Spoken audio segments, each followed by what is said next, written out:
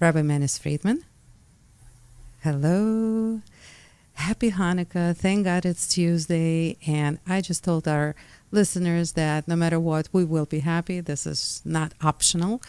Yet it's not easy to do. It really is not. It really takes more effort than ever to get our strength together and continue to be happy, continue to have faith, continue to continue to be optimistic, enthusiastic, and basically this is what you have been teaching us all this time. This is the main thing that you bring to the world: optimism, positivity, kindness, no matter what. Rabbi Friedman, how are we supposed to view what has happened in Bondi, Australia on Sunday night? Well, for us it was morning. For Australia it was first night of Hanukkah, Sunday night, and it was no words. Everybody knows what happened. How do we treat it? How do we continue being happy? How do we not let this affect us? How do we not let this ruin Hanukkah? Can we make Hanukkah happy again? Is Hanukkah happy? Or is Hanukkah very upset that this happened on its day? Look what happened the next day. They get back to the same beach and did it again. You can ask, how do they do it? But they did it. It's such an amazing thing. I mean, we can sit here and talk. They went back to the scene of the crime and did it again.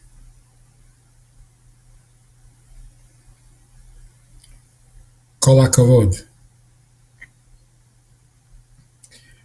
So it's not a question of how do we do it. It's where do we get the strength because we're doing it. How do you remain optimistic? I don't know, but we're optimistic. Because there really is no option. People say, okay, now will you stop being optimistic after this happened? And what exactly is the alternative? There is no alternative. To not be optimistic is just nothing. It's finished. Ridiculous. So we have no choice. And we're given this ability. Maybe at Mount Sinai or in the Torah somehow, we are given this ability to be bigger than the events of life. Because we're really the architects of life. We make life. We're not victims of life. We're not pawns. So whatever happens, improve your plan. You're the architect. So make a better design. Come up with new ideas. But we're not victims. I think that's the difference between somebody who knows what God is all about and someone who doesn't. If you don't know what it's all about, then yes, we are pawns. What could we have done to stop this? To prevent this from happening? Nothing.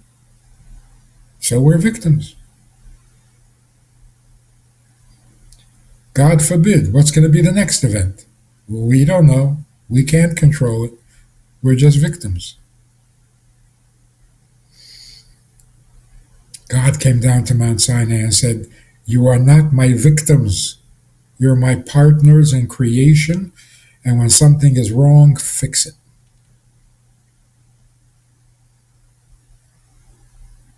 You can't become victims because then you're failing at your job.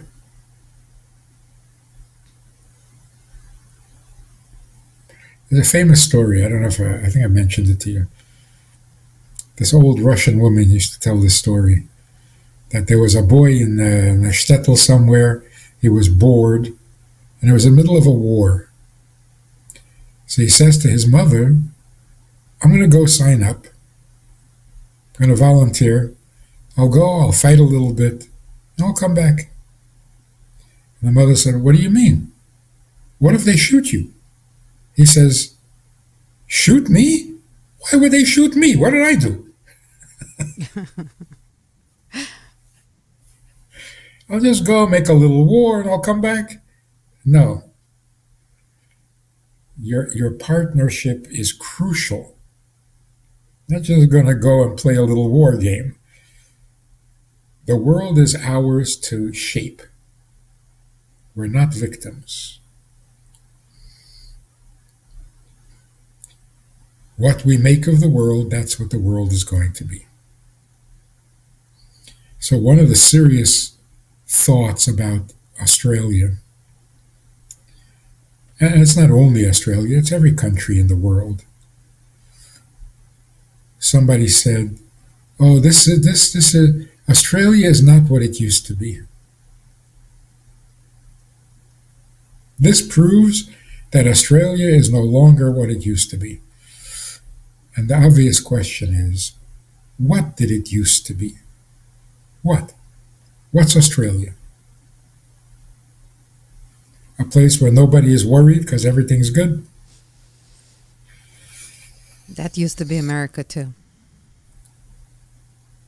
That's not a philosophy or a purpose or a goal or an ideal, an ideology. You had no ideology. That's why anyone with a plan can come in and in 10 years take over the whole country. No matter how bad the plan is. Because you had no plan. So you're extremely vulnerable. You can be had for a couple of dollars. So what was Australia? Well, we're going to go back to being Australia again. And what does that mean? Nothing. Well, there you go. Europe is not Europe anymore. Why? Because what was Europe? What did it stand for? What did it mean? We have to protect our way of life. What is your way of life?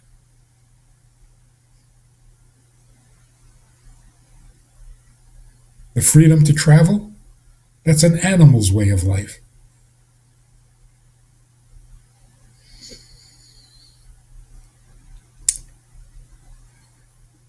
So these shooters, these terrorists,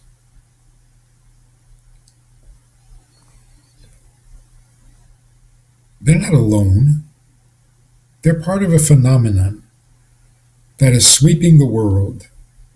And what is sweeping the world is an evil-minded, fanatical group decided to take over the world. They looked around and they said, this is going to be easy. We're going to come in and we're going to say there's a very important thing we need to accomplish. And everybody will agree because they're not accomplishing anything important. It's like taking candy from a baby. They're right. Wherever they went, wherever they moved, they took over. Not because they're so powerful and good, but because there was no resistance.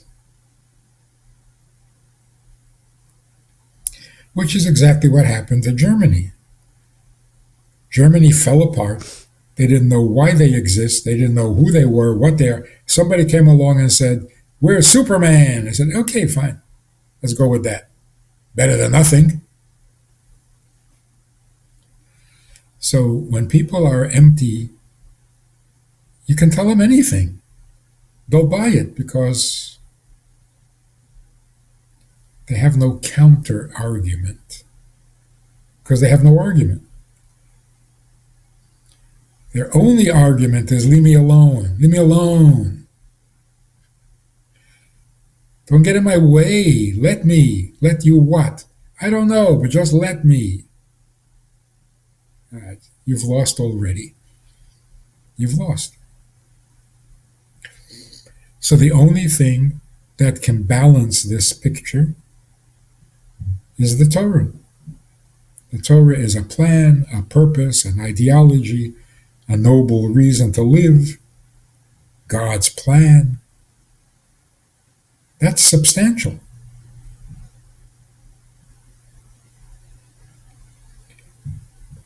So people really, Australia needs to figure itself out.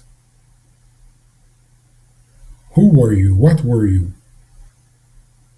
The United States, thank God, did have a purpose, a philosophy, a constitution. We've lost it. We've neglected it. Now we're vulnerable too. But at least we have something to go back to.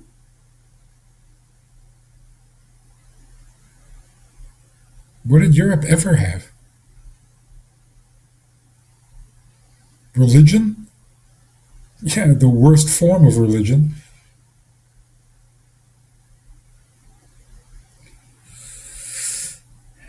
So I remember translating the Rebbe's talks and how the Rebbe was heartbroken that in public schools they don't teach values.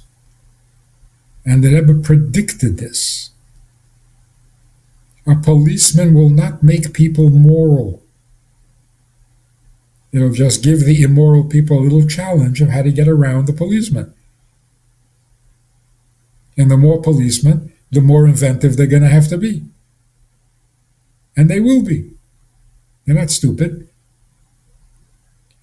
So if they don't have a personal, internal reason to be moral, there will be no morality. You can fill the jails to overflowing. Doesn't help. Maybe even makes it worse. So, are children going to be taught morality, or did we give up on that?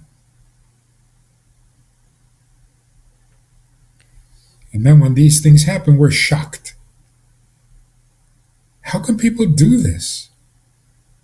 Innocent people celebrating a holiday, not bothering anybody, not harming anybody. You come and you shoot them? Why? The simple answer is, why not? Why not? Because you don't like it? That's not a moral lesson. A guy gets frustrated. He doesn't know who to blame. He has a gun in the house. He picks up the gun. He walks down the street. Who should he shoot?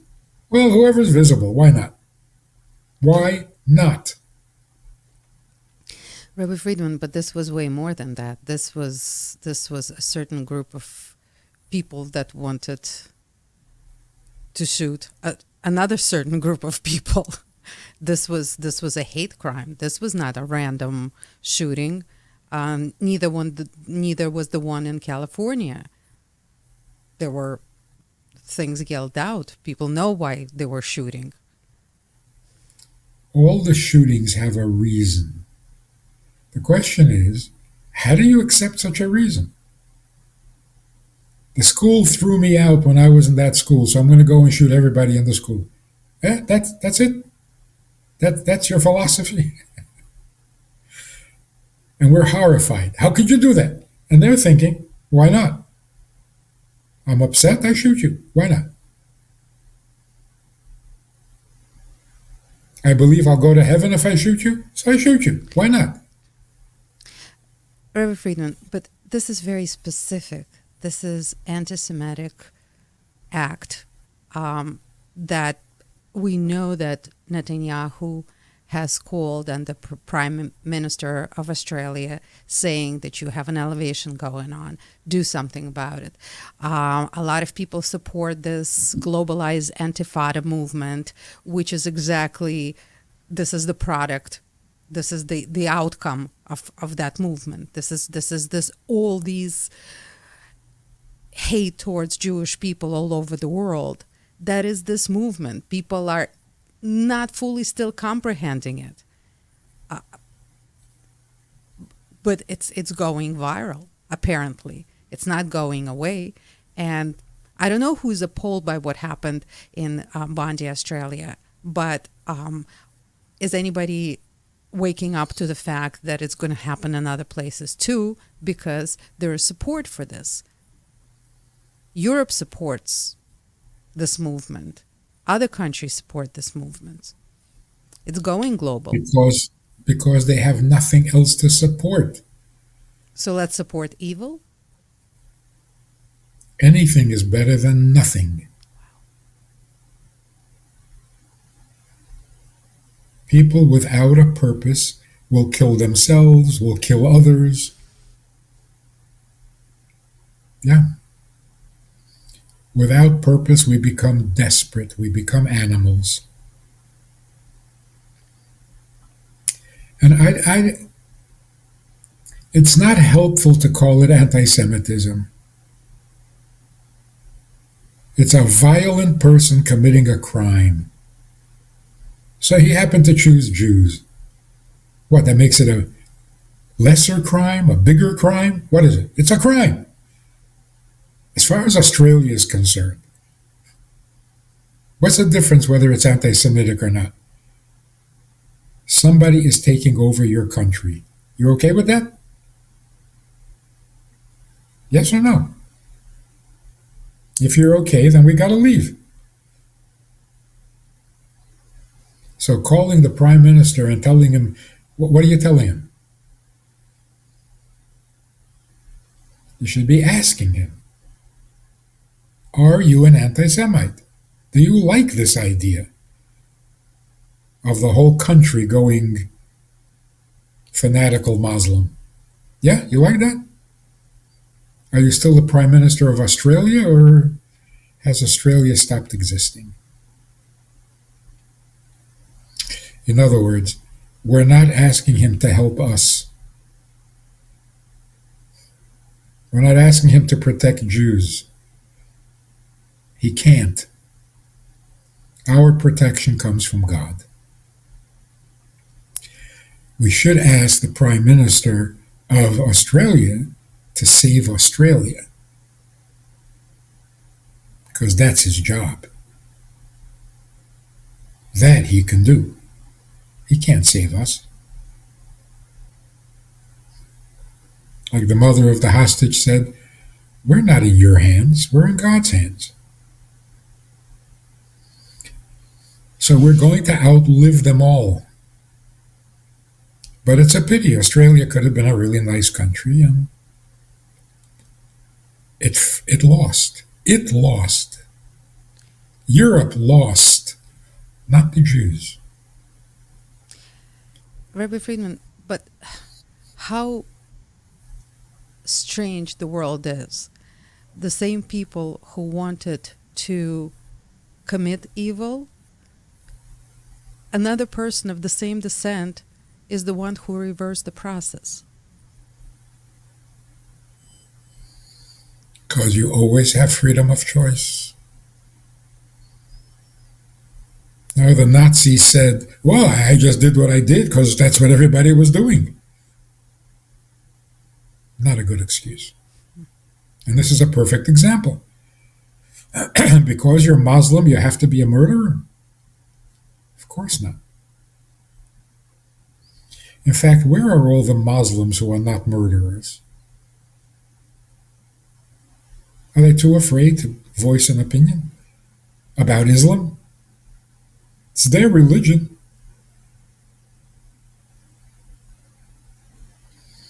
Why does Gaza vote for Hamas? Unless you are Hamas. Why do the Muslims who believe in peace not say what they believe?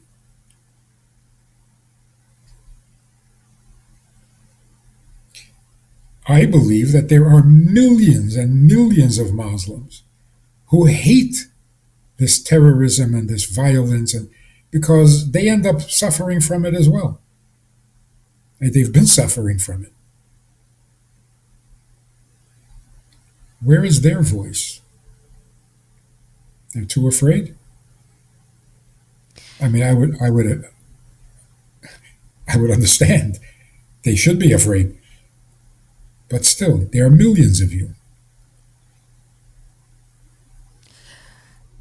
Rabbi Friedman, but this has been happening all the time. On one hand, we cannot say that it's one nation against another nation. Like, there's no anti-Semitism. Like, I mean, we don't want to say that this is anti-Jew movement, that this is anti-morality movement. But at the same time, historically, it's always been anti-Jews. It's always been Muslims against Jews, Romans, Greeks against Jews. It was always, there's always someone against Jews.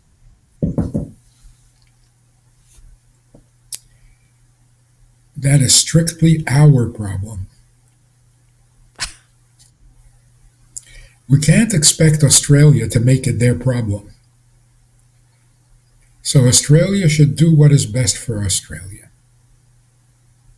America should do what's best for America. What's best for us comes directly from God. Do not put your trust in princes. Princes. That's not where our security comes from. So that's the mistake that we make. Why isn't everybody defending us? It's not their job to defend us. But why aren't they defending themselves? Why is Australia giving up the ship? Why is Europe giving up the ship? What's wrong with you? No self-defense?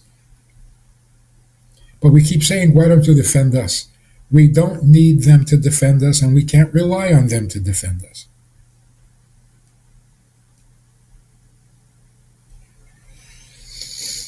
So we're not begging them for help. We're advising them to get help.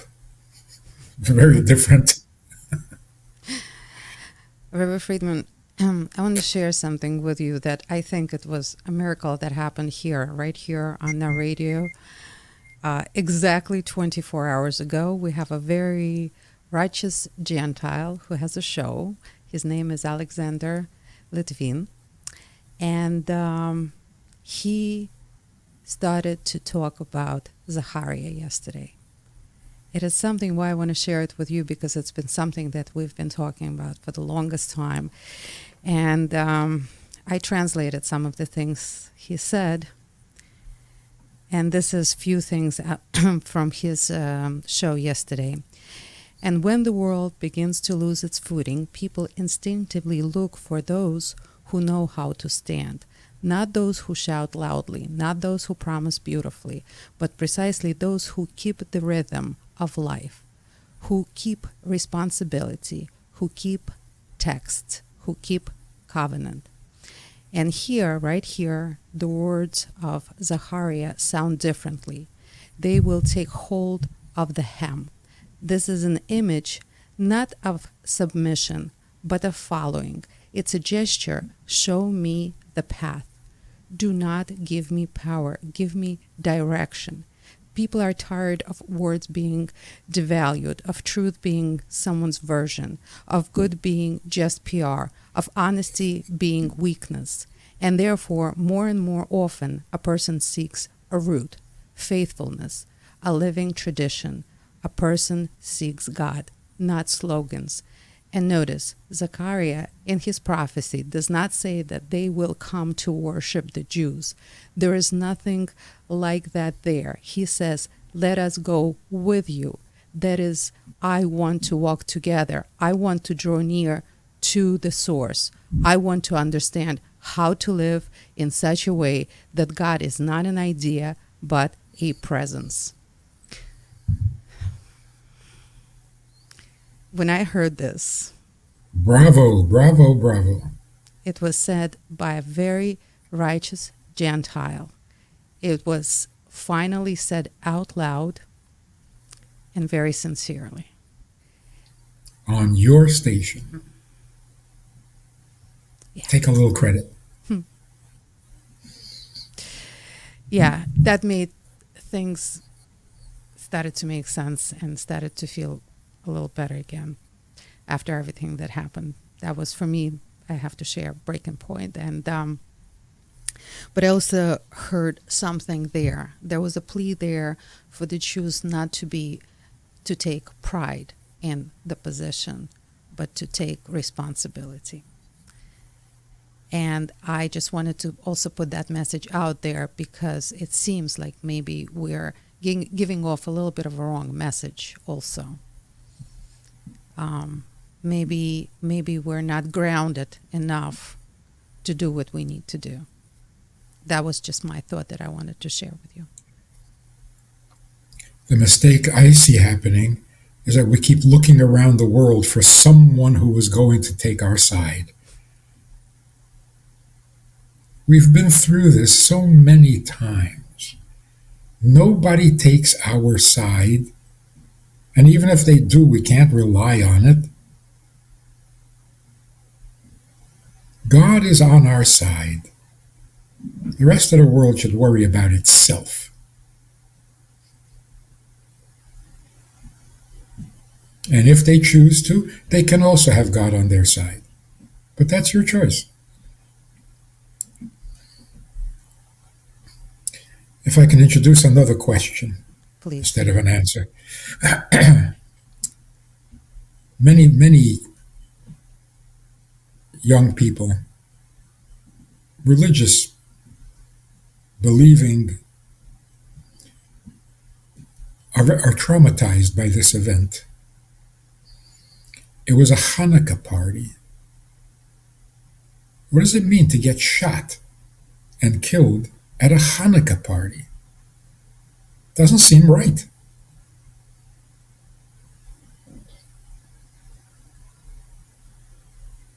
He was being good.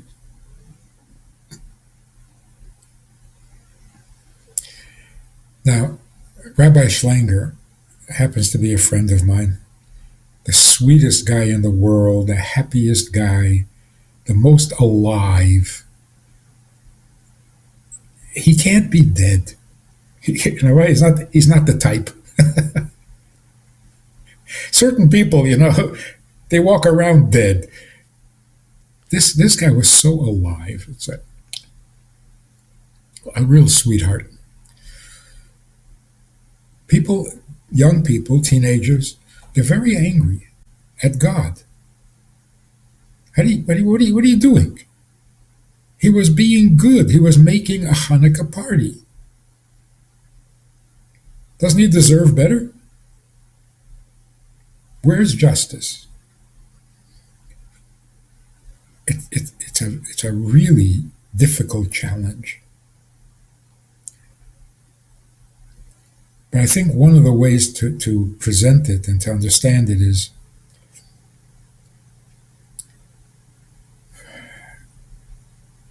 put yourself in the shoes of Rabbi Schlanger. Is he upset that he died at a Hanukkah party? Of all places to die at a Hanukkah party, which he, by the way, which he organized. Is he upset about that? I don't think so. I don't think that he preferred to die on a regular weekday rather than die on Hanukkah. I don't think so. So the fact that it was in the middle of doing a mitzvah, does that make it a greater tragedy or a lesser tragedy? For him, not for us, it doesn't make any difference. You lose a friend, you lose a friend. But we can't think of it in our terms. He's the one who paid the price. Is he happy that he paid the price? Or would he rather have been killed by a truck accident or something? What's the question? So the way to think of it, and particularly for teenagers, if he had protected the group and eliminated the terrorist, but died in the process, he would be a hero. He wasn't just there and got shot. He was protecting. He was fighting. He was. So, does that make the tragedy greater? That he died a hero is a tragedy? No. Everyone would say, wow, he died a hero. Well, if you die in the middle of doing a mitzvah, you're a hero. He does not regret dying on Hanukkah. That was for him a gift. It's like, the soldiers who are very proud of themselves. They're fighters and they're always fighting. And the greatest thing for a soldier is to die with your boots on.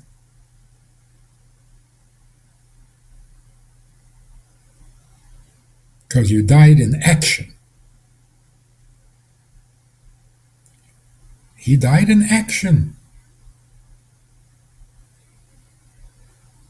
Now, no one should die.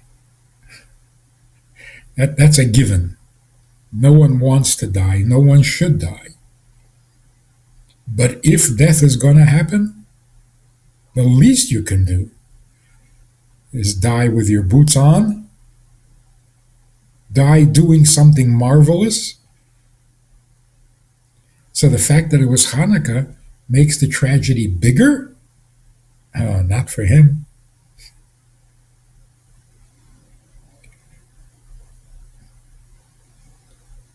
If you're going to die, die doing something wonderful.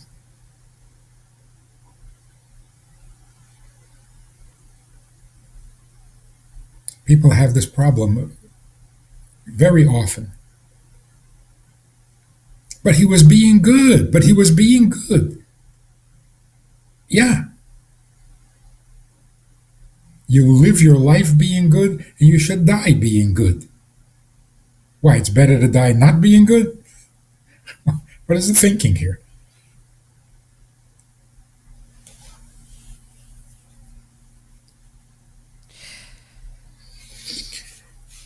Yeah. There's another tragedy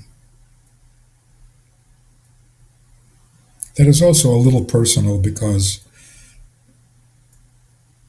Carl Reiner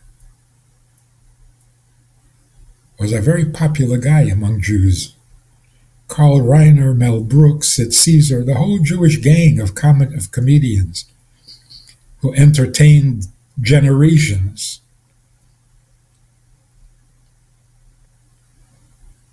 And his son, who was a famous producer and actor, was murdered by his own child. That's a tragedy. Nothing good about that at all. Nothing wonderful, no heroic, nothing. That God should protect us all.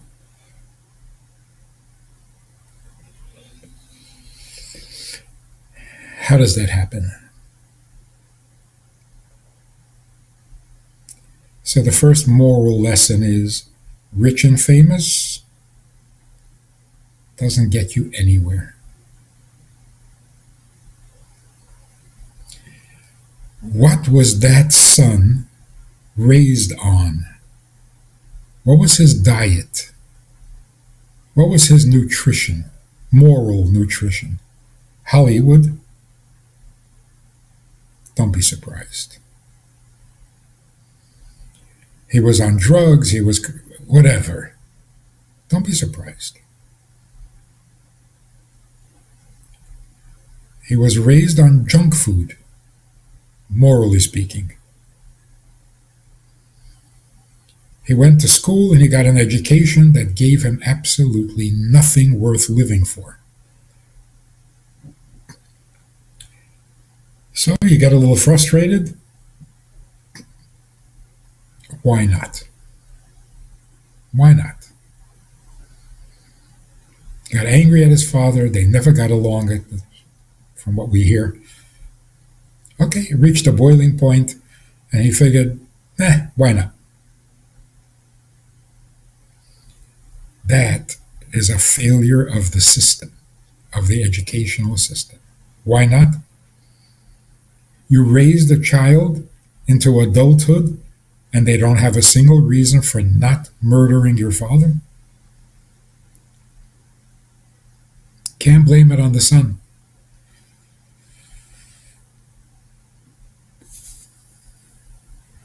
Why not?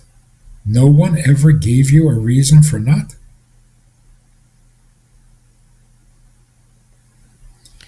This is serious failure.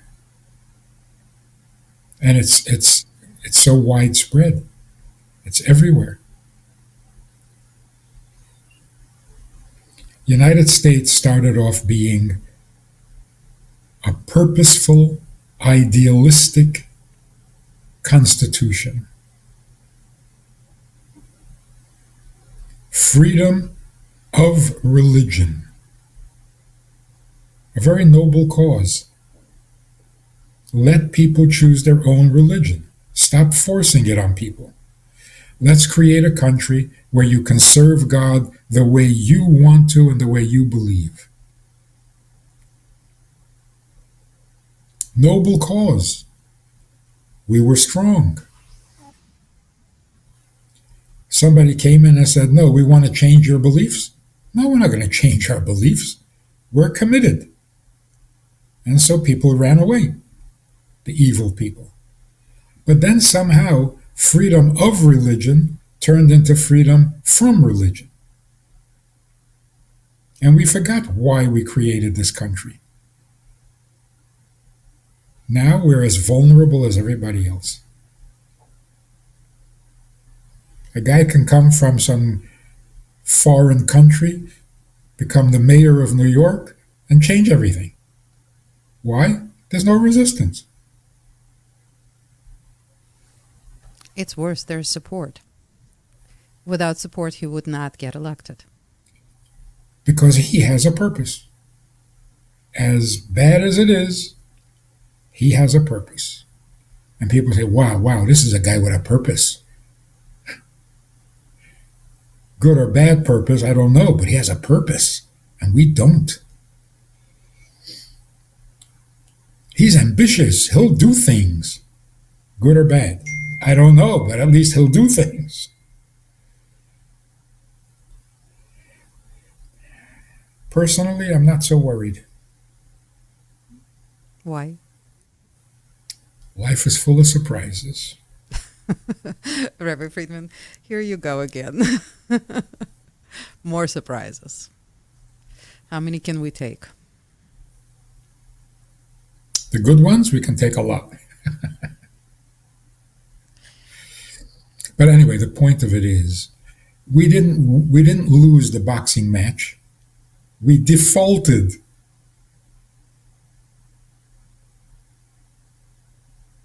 We didn't show up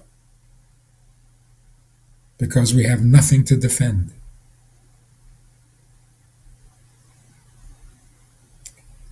We got to get back to living a purposeful life. It's not impossible. Not even difficult. It's impossible the other way. So what you're doing, your broadcasts, your purpose, your message, that's the solution. A simple solution. You can sit in that comfortable chair and change the world by giving the world a little purpose. When people are desperate for purpose, the wrong people are going to take advantage. Always happens. We shouldn't be desperate about life. We should be purposeful. And then you got nothing to worry about. No one will even start up with you. Rabbi Friedman, thank you so much. Thank you for the reassurance, for the direction, for the purpose, for all the amazing things you do for all of us. And of course, I'm participating in your 8-day Hanukkah challenge. And I absolutely invite everybody on board because that's inspirational. That's all about strength and life and goodness and purpose. And on itsgoodtoknow.org. Just go on and you'll find it. Hanukkah just started, and there's a lot more light to bring to the world. So, Rabbi Friedman, thank you so much. Thank you for all the light that you bring on a daily basis and then some. If one more person lights a menorah because of this podcast, we have made a serious contribution. 2 people, 10 people, Right. every candle is powerful. You heard Rabbi Friedman. Please, please, please, please come on board. Together we can do this. Thank you so much, Rabbi Friedman. And again, happy, happy, happy Hanukkah. All the best. Something should happen to make Hanukkah happy. Please. Please, we're all ready. We're so Lighting ready. lighting the Hanukkah candles definitely makes Hanukkah happy. Absolutely. Absolutely. Let's light the Thank you. candles. Thank you so, so much. Happy Hanukkah.